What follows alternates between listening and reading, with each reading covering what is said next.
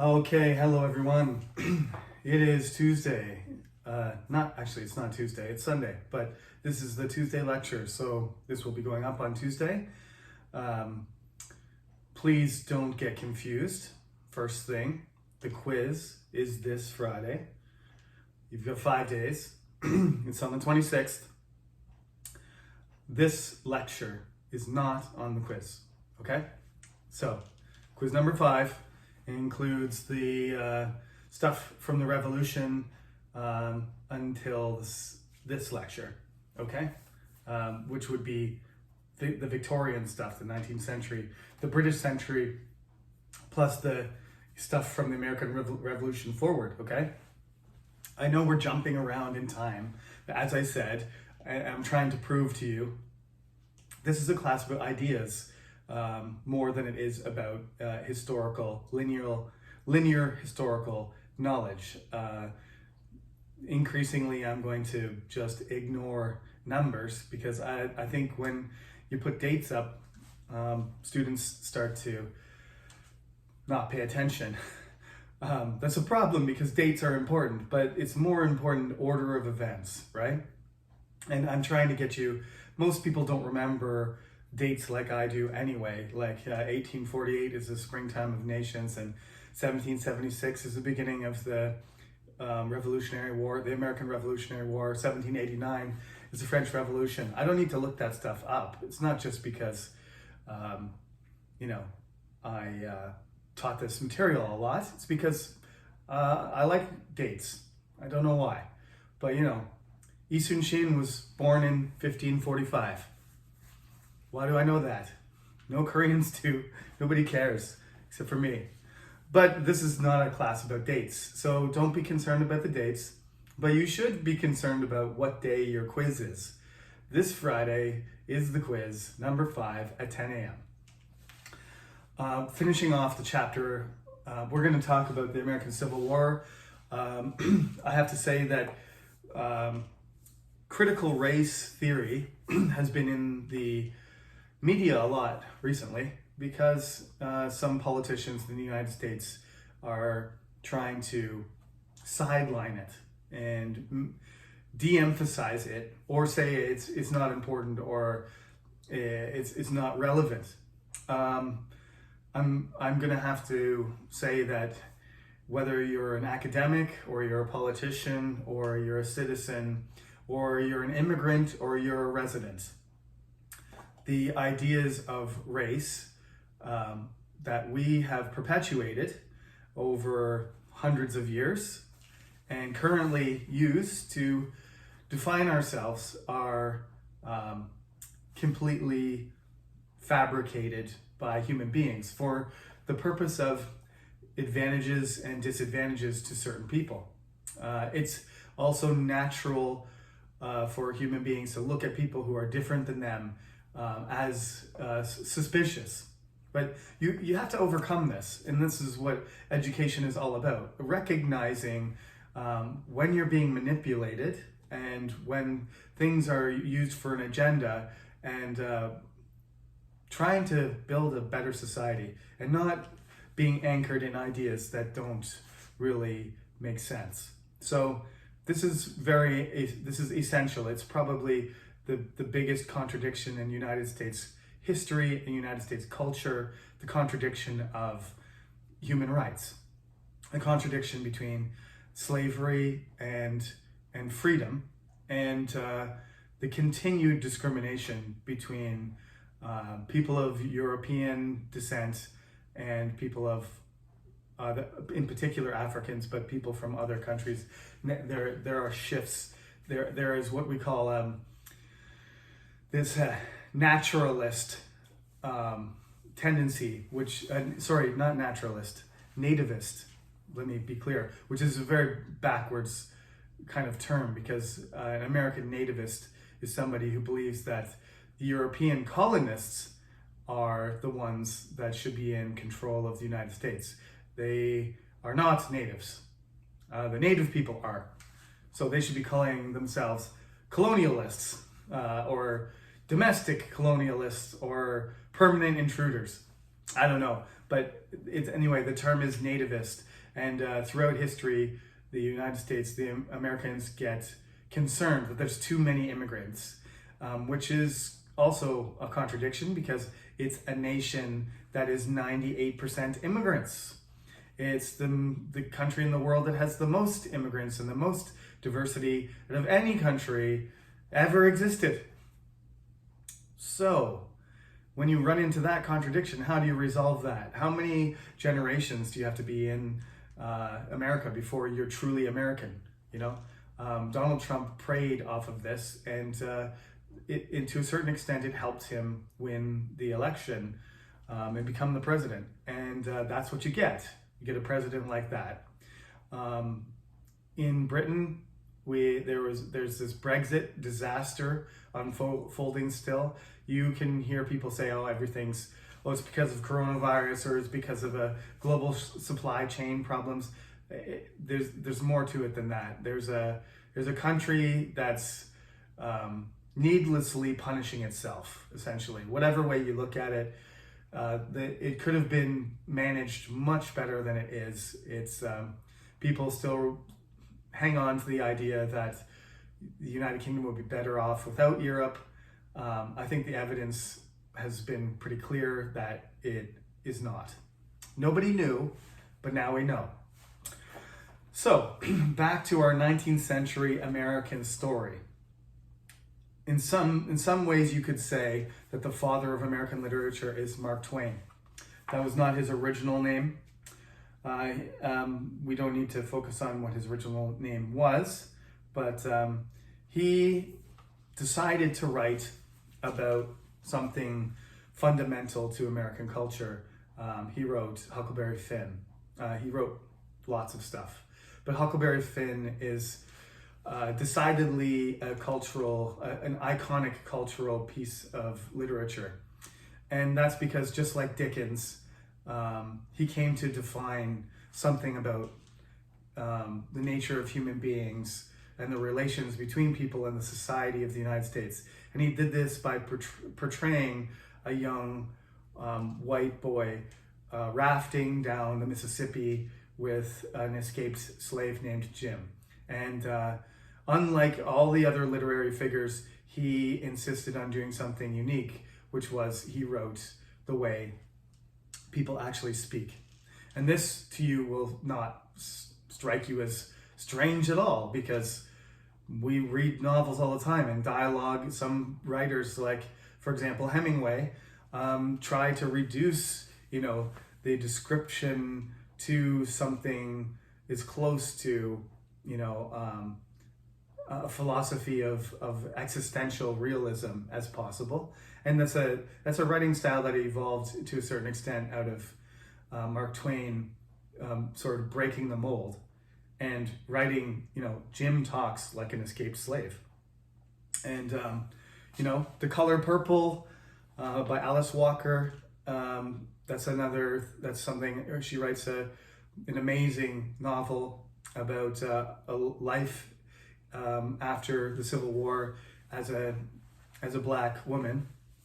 And she does, that's one of the things that's remarkable about her writing, is that it sounds like a person with that accent, with that background. It sounds like you're listening to, when you're reading the book, you're listening to the person talk. Mark Twain did that as well. So Huck has his Southern way of speaking, and Jim has his own dialect, which he uses, and they discuss all kinds of things as they make their way down the Mississippi.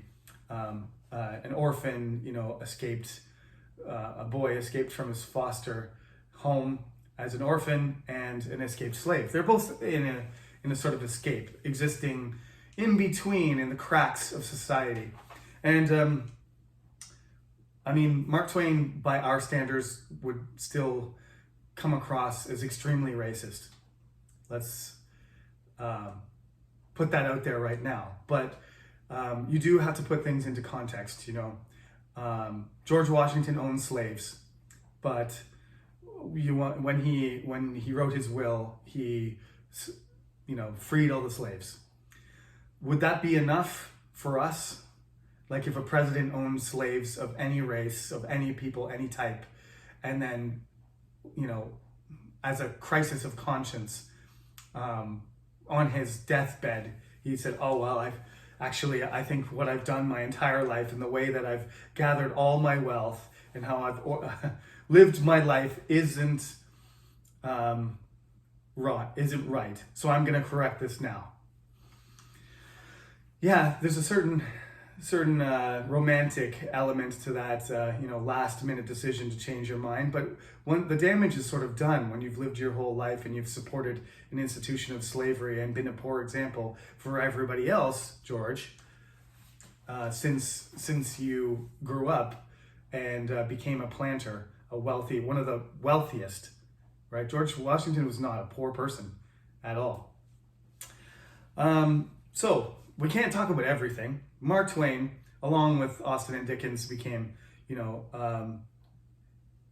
captured this cultural moment in American history, captured some of these ideas we're going to talk about today. So, you can read over that, page 181. There's a page describing him. He ends up being pro-civil rights and anti-war and pro-peace, and he was pretty active and became a respected individual, but still, there was some hypocrisy involved, as with Washington and other people like Jefferson.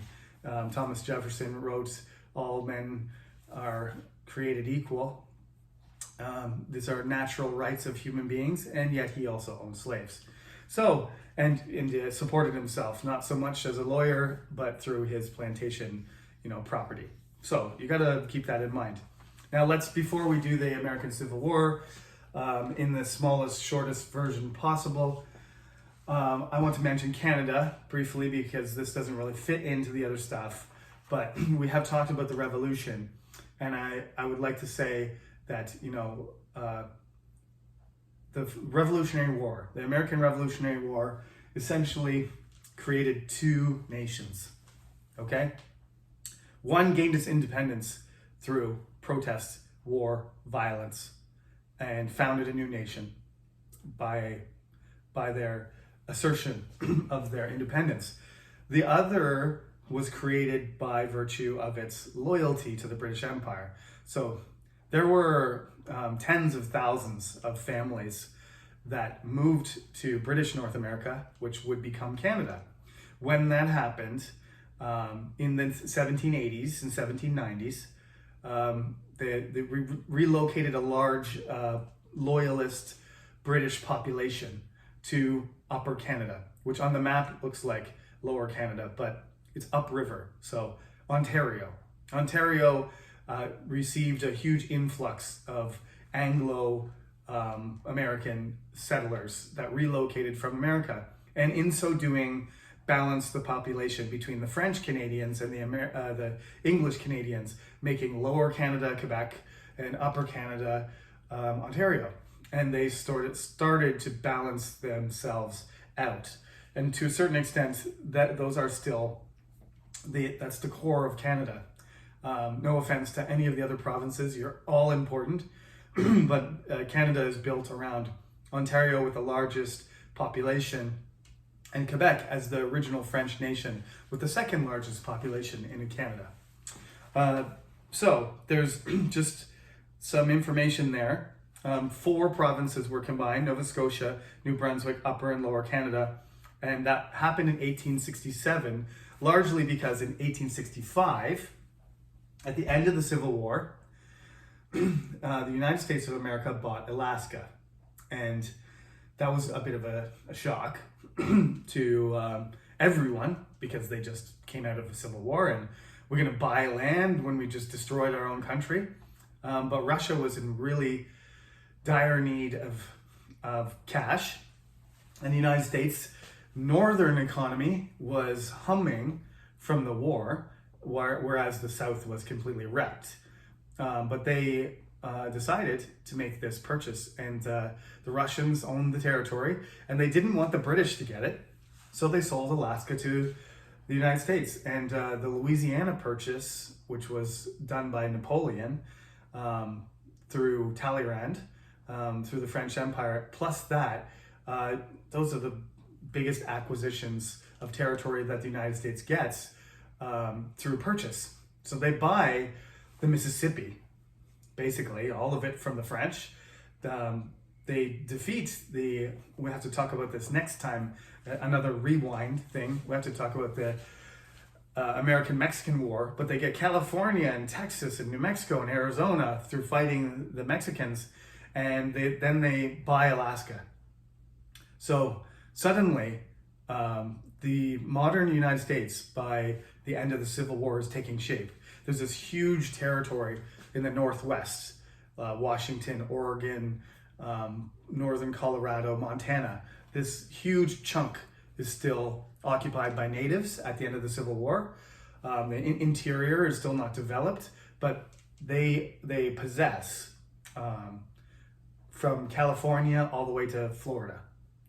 And they all the way down the east. So it's moving, and then they get this piece up top. So what's looking like it's going to happen is that the United States is going to grow west and up across the Pacific coast and connect with Alaska. And the British don't want this to happen, obviously. This would be a disaster for Canada. It would be surrounded. They want to make their country extend, their territory extend from sea to sea. Title of chapter 6. So there's an effort to build railroads across the United States to get to the Pacific. And there's the same effort begins to connect the west coast of Canada with this core of eastern central provinces in Canada. And this is really the impetus for the creation of the country of Canada, which I was born in. Okay? So that's what it talks about. It's got the national anthem there, just for your, that's not going to be on the test, but O Canada is our national song. There's a French version, and then there's a translation of English into French, which they are different. So check that out. I do want you to know this basic stuff I just said. There's some myth stuff, and there's stuff about the Texas Revolution and the Mexican-American War. That is going to be for next class. So page 193, that brings us to the Civil War. And I didn't write nearly enough on this. It's only a few pages. So this is another section that needs to be filled out, that I need to add to. So you're gonna have to pay attention to the board quite a bit, because there's material lacking. Read the part in the book, but my explanation will add significantly to that. Because I have decided, in light of the recent tension, continued tension or flaring up of tension between different races in the United States, I think it's very relevant to talk about this, and it's very important to understand that these things are shocking and unbelievable, but not strange or uncommon or even unexpected. Yesterday or 2 days ago, Kyle Rittenhouse, a white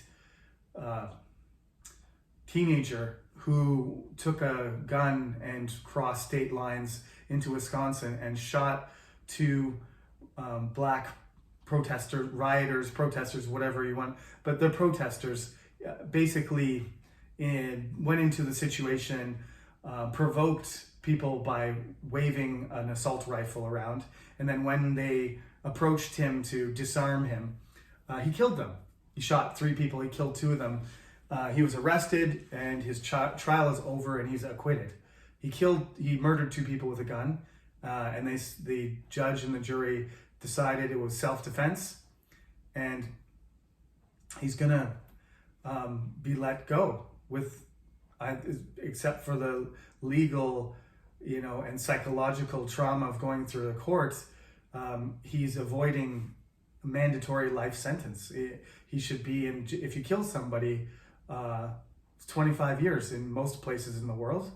But in Wisconsin, the judgment was that he was innocent. that this is a fundamental problem, mostly because if that was a young African American who went across the state line with an assault rifle and shot two white men who tried to disarm him, he would be in jail.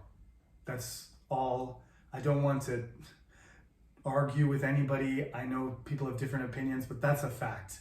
That's not a suggestion. That's what would happen. There would be zero chance for that young man, that teenager, to escape a very serious punishment. And Kyle Rittenhouse did. Why is this? Why are things like this? Right? I'm not saying this. It's a fact because it's a well-known reality. I guess fact is the wrong word. Let me qualify what I said. If you were put in that situation, if you put yourself in that situation as not a young white American teenager with the political backing and the media coverage and the money to have good lawyers, etc., you would not be pronounced innocent. You would not escape punishment for what you did. It's not possible. So in light of all of that, there are many statistics showing how dangerous it is to grow up especially as a man, but as a person who is not considered white, right? Especially if you're African American, that you have to be very careful around the police because the police are automatically jumpy and they make bad decisions, and this can cost you your life. Imagine having this conversation with your parents. When you're in middle school, your parents saying, "Okay, Jeremy, when you're near the police, I want you to listen very carefully. Don't move your hands. Don't look like you're threatening. Just calmly, follow the instructions and don't provoke anything, or you could be killed." That is a horrible conversation to have with your children. Like, you have to have certain conversations with your children about, how you're going to be treated and how to be safe and stuff. But that shouldn't have to be. But that is something that African American parents have to do. They have to tell their teenagers how to, act in a certain situation so that their lives are not in danger.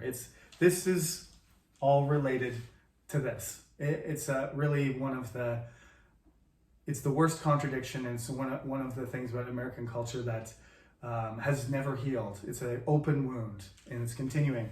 So we talked about this quite a bit.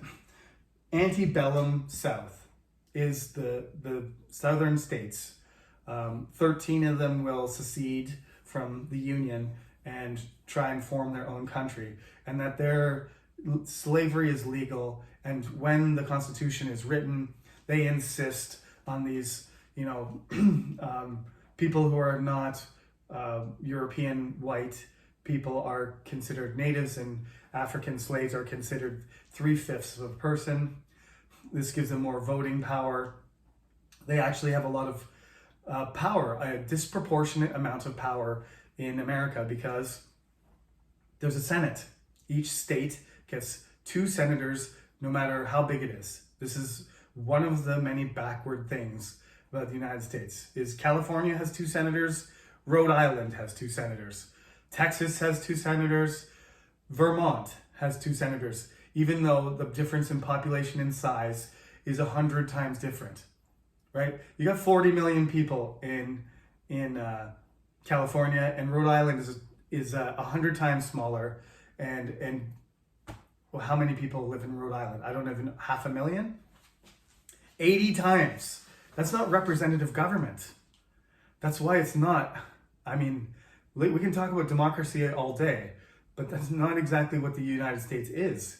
It has a system that is skewed towards governors, right? The governors of the states have more power over their states than any Korean province or Canadian province or German province or French province or English region does. The federal governments of any of these countries doesn't have to struggle with the governors, and the representatives that in the federal government itself, the senators, are disproportionate to any system related to population.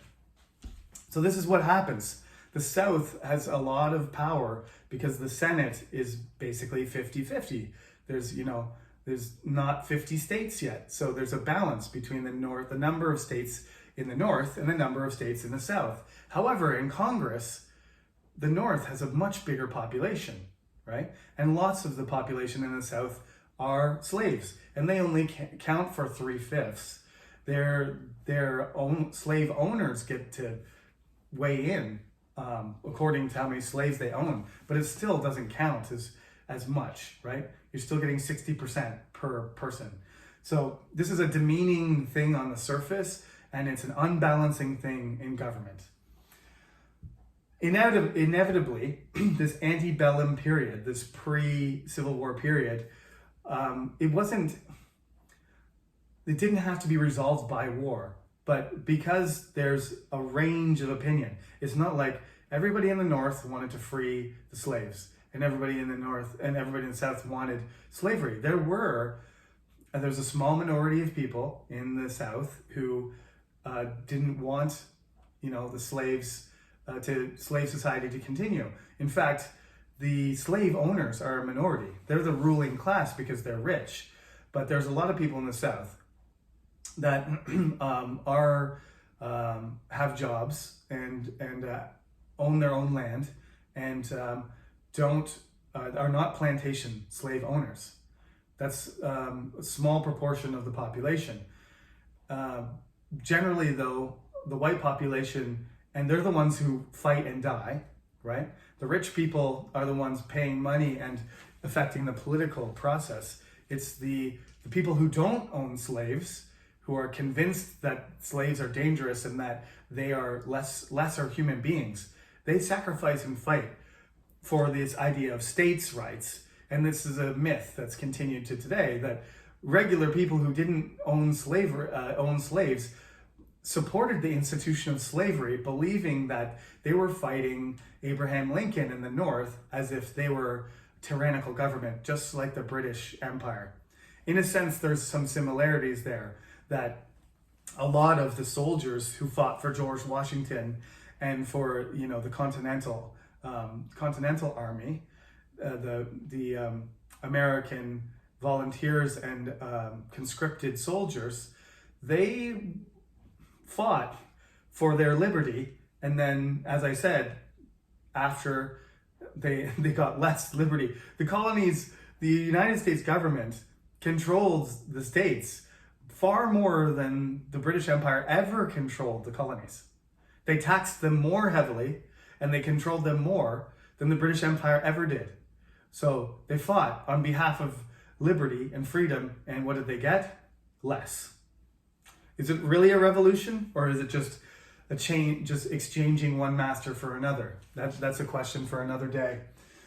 But in this case, there is a push for the slave states, not just to remain slave states, but to expand. They want Texas, they want California, they want to move west. Potentially they want to expand into Mexico or make Cuba into a slave state too. And this is the sticking point. This is the interesting thing that probably most of you don't know. Abraham Lincoln didn't initially say he was going to abolish slavery. He said, there will be no more expansion of slavery. You can keep slavery in Alabama and Georgia and North and South Carolina and Virginia, where it exists, and all the other states too that have slavery. You can keep that system, but no new states will be slave states. All new states will be free. That wasn't good enough, because they believed that this was a threat to the survival of their society. It's not about state rights. I mean, they think it's the state's right to do that. But if that was the case, when they were trying to negotiate, when new states were being formed, they would vote, right? When they made a new state, Kentucky, or they made a new state, Idaho, or Illinois, or whatever. Illinois was Indiana, Illinois. Some of these states are already existing, but as they add states, some of the Republicans believe that, and some of the Democrats believe that each new territory should vote to be a slave state or not. And the slave in Texas, it was kind of good area for cotton and for various crops, agriculture that would facilitate slavery. But of course, in the North, there's no motivation to have slavery. They don't want or need slaves for anything. It has nothing to do with racism or not being racist. They can still be racist and not like black people, but not want slaves not to have slavery as the governing principle of their territory. So this self-determination to be a slave state or a free state wasn't good enough, because new territories were voting to become a free state. And that meant slavery was kind of hemmed in the South. And they didn't want slavery to be static. Which, I mean, if the slave owners and the Southern politicians could go back in time, would they have avoided the whole Civil War and just accepted Lincoln's, I think, too generous offer to allow them to keep their slave societies indefinitely? But that was not good enough. They just wanted an entire society that was developing and growing based on slavery. This is what the Civil War is about. This is that they insisted that the North was interfering with their slave societies, and that their way of life, their economy was under threat. Therefore, they had to make their own country. When they tried to make their own country, Abraham Lincoln said, no, that's illegal. That's politically impossible. And if you attack American property, public property, part of the United States, then it's war. And the Confederacy did. They attacked Fort Sumter, and then both sides started raising armies. And in the beginning of the 1860s, the Civil War began. Most people thought it would be over quickly, just like the Napoleonic Wars, just like World War I. We'll be home by Christmas, that kind of stuff. It was not. It was 4.5 years of the worst casualties in United States history. Proportionately, more Americans died in the Civil War than any other war. In fact, up until recently, the number of dead in the American Civil War outnumbered all the other wars in American history combined. I think up until Vietnam is when the proportion of all the other wars' deaths was equal to the American Civil War. So that's how horrible it was in terms of loss of life. Let me switch. So we're in the Civil War. Let me flip over here. So we got two sides to this war. We have the North and the South. Washington City is very close to Richmond, Virginia.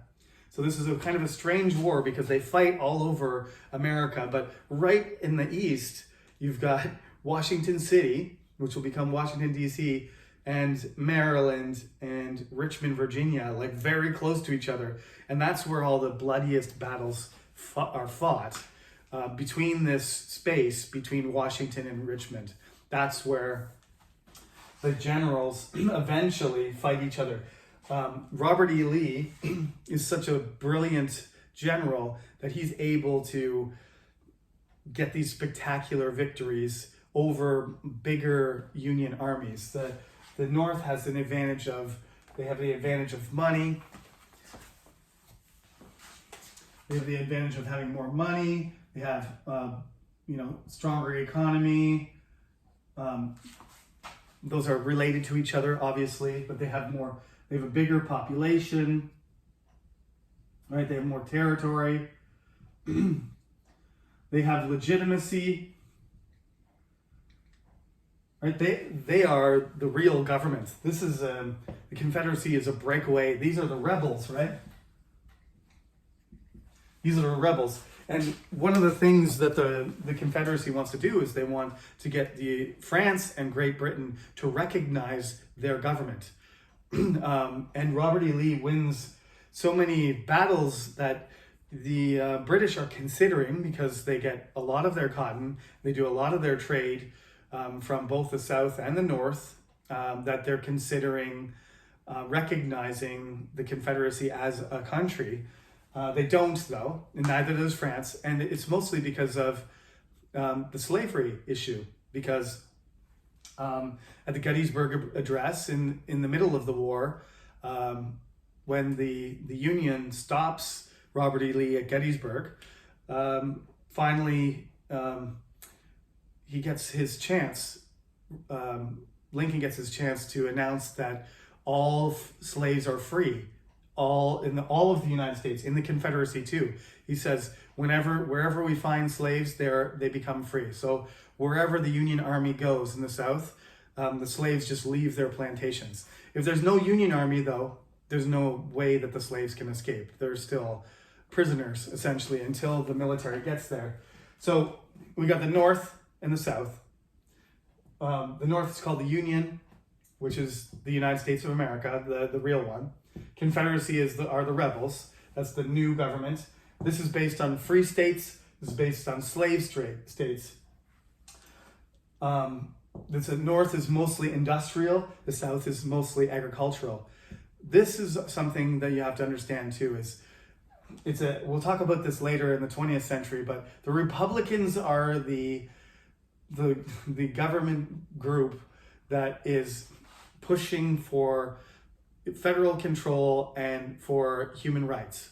Okay, they're the ones that are on the side of, you might call it, progressive politics at this point. So they want to change the social system. They have a different platform, but the Democrats are largely based on white voters in the South, and that's the opposite now. Only since FDR really have black people started voting. It flipped. In the 1930s, it flipped, and most black people started voting Democrat. Before that, the stronghold of the Democrats was the southern states. So strange. But Abraham Lincoln, Donald Trump even says this stuff. These Republicans now are not, we'd say it's not the party of Abraham Lincoln. It's changed too fundamentally. They are neoconservative. It's not Abraham Lincoln's party. Very different. Anyway, he is the first Republican in name, that the ancestor of the politicians in that party, but certainly their politics are completely different. Abraham Lincoln is the president of the Union. Jefferson Davis is the president of the Confederacy. As I said, Robert E. Lee is the famous general. He was a chivalrous, brilliant tactician, strategist, but he was a slave-owning, slave-defending racist. Take that where you want. So I can't be. I'm a big fan of a lot of generals, and I think he's a good military, leader. But personally, I don't have nothing good to say about him. Ulysses S. Grant. This is my Ulysses S. Grant beard. I'm imitating him. If I had a bottle of whiskey in my hand, and a Union uniform, I think I could pull it off. He is famous for many things. He won the war. He was the one who had Robert E. Lee sign the surrender.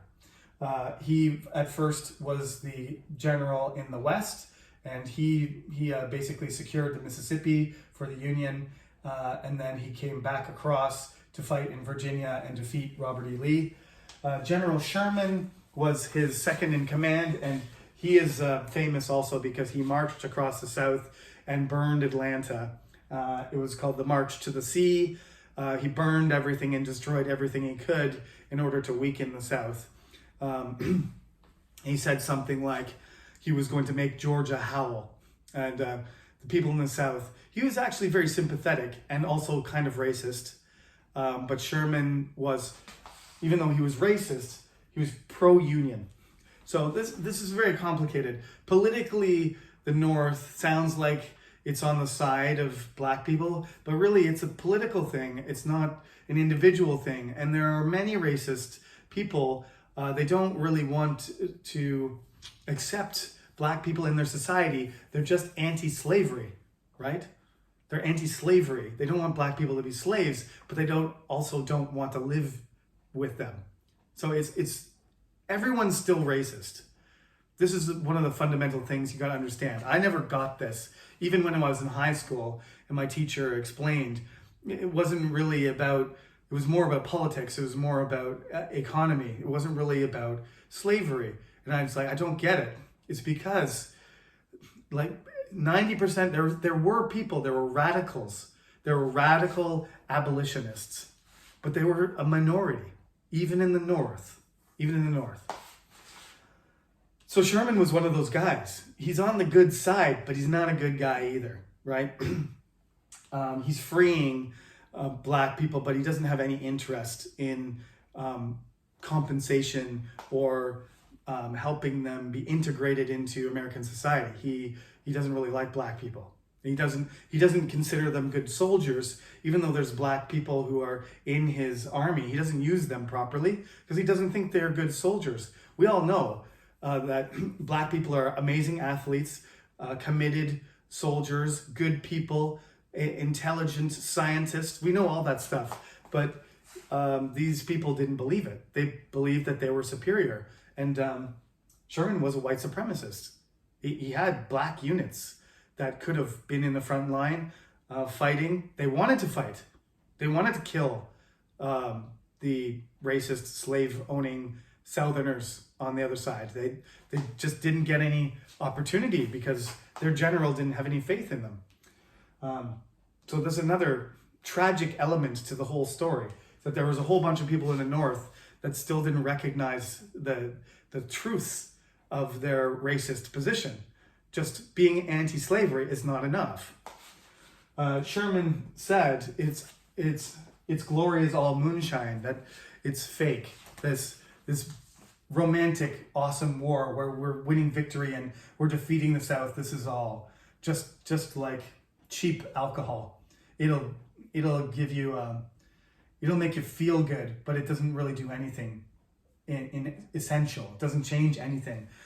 You can be happy for one night getting drunk, but that's not going to change. The depression and reality is still going to come back and haunt you the next day. You can't wipe it away by drinking cheap moonshine.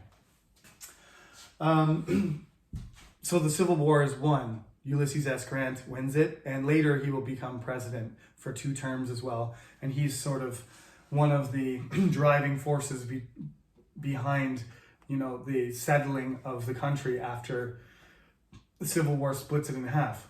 Some people, thought that it would never be repaired. And to a certain extent, there are some really serious consequences that never get patched up, that never get healed. Like I said, the racism is still an open wound. The economy of the South during the war collapses. They get basically there's a blockade, an American blockade on the sea, and Sherman goes through and destroys Atlanta, one of the biggest cities in the South, and burns and destroys everything in between. The Mississippi and Atlanta. Ulysses S Grant kills thousands and thousands of people and occupies Virginia. Their entire economy collapses and shrinks by 60-70%. And while the North is basically in a trade industrial boom from the military, everything ramps up. The food production, the equipment, the clothing, all those things for millions of soldiers they have to supply. There's actually an economic boom that results from that. And so the North grows, the economy of the North, which is already bigger, grows 60-70%. And the South shrinks. And if you look at the richest states in the United States, now you will see the North, all the richest states, plus California, and a few other ones. And then the poorest states, Tennessee, Kentucky, Mississippi, Missouri, Alabama, right? These are the southern states. These are the slave states. They are by far the poorest states since then. They were, not rich by comparison, but they are the poorest states.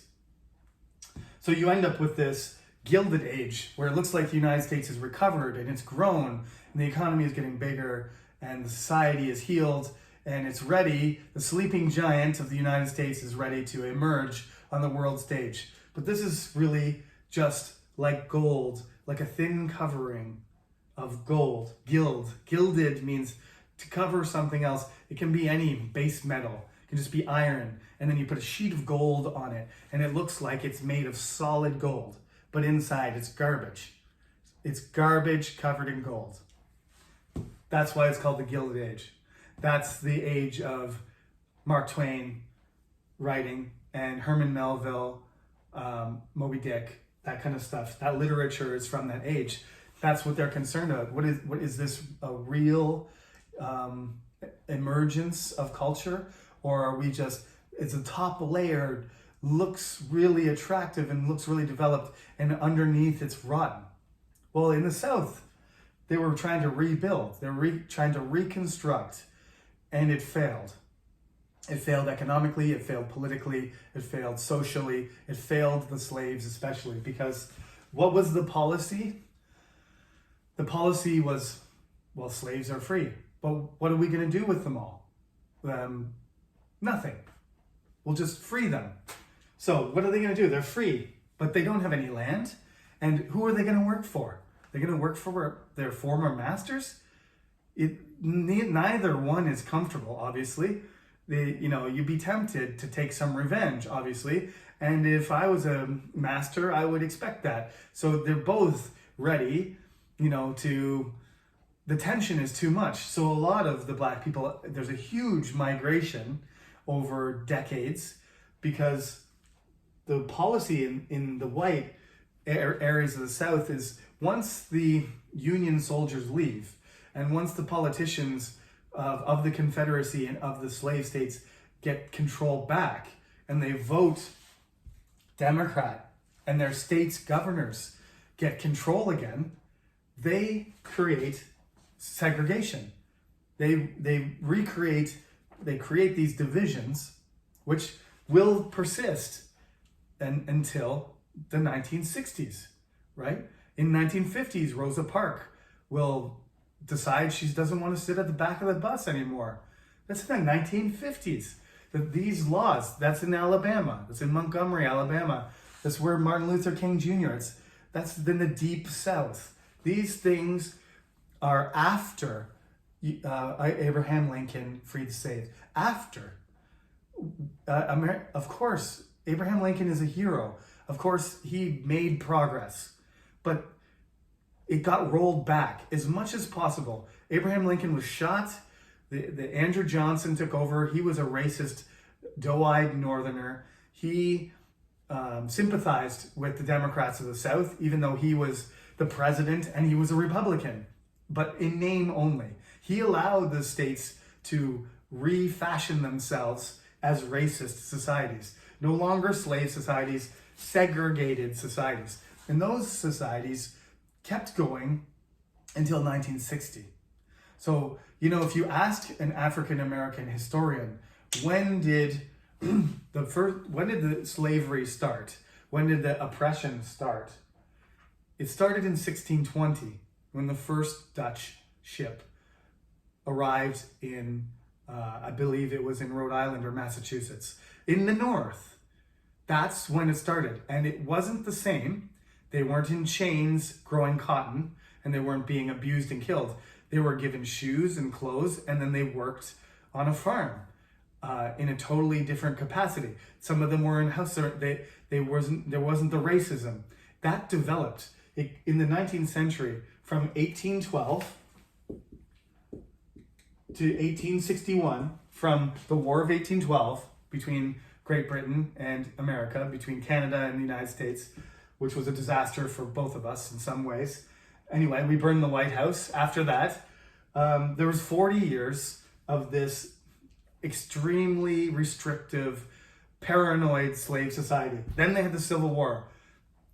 Abraham Lincoln frees the slaves. The South is defeated. They're occupied, and then basically the North withdraws their influence, and the people of the South reestablish themselves by not supporting the black people in any way, by oppressing and discriminating against them instead. This causes many, many black people to migrate to the North.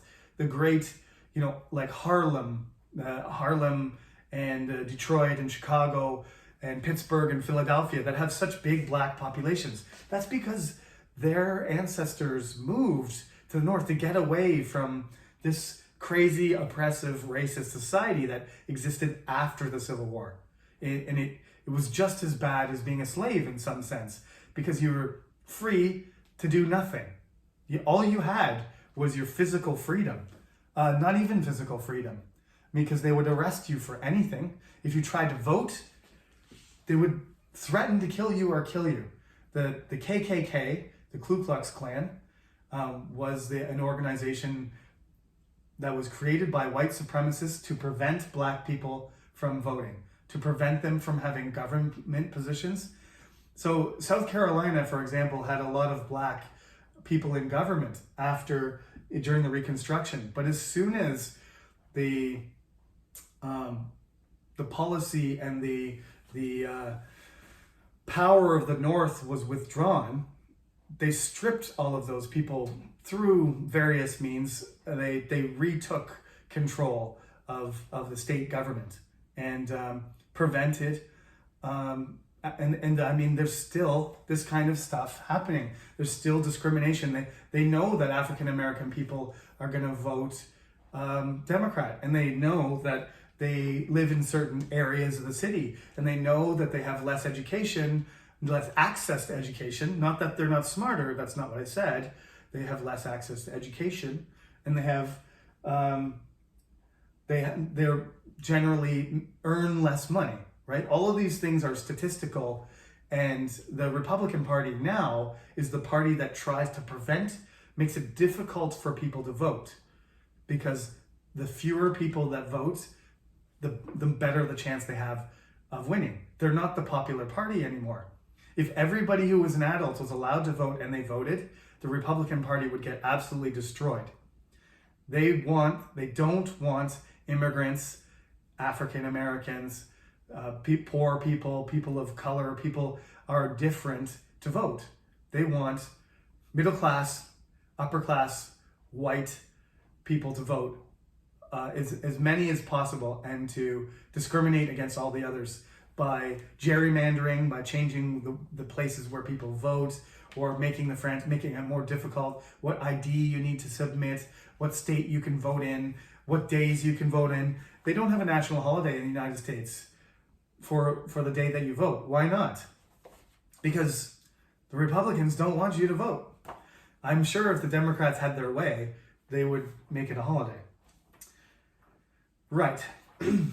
So that's how you connect it to 2021, all right? This is why this is so important. So all of these things, keep these things in mind.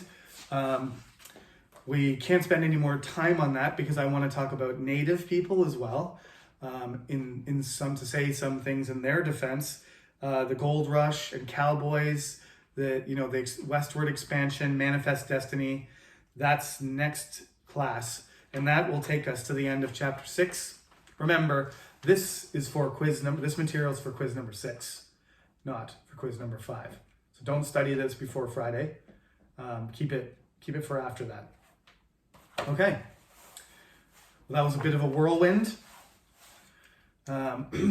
As usual, if you have any specific questions, send me an email, and I will talk about them in the recorded lecture so everybody can hear my answer. Have a good week, and good luck on the quiz on Friday, and I will see you again Friday afternoon.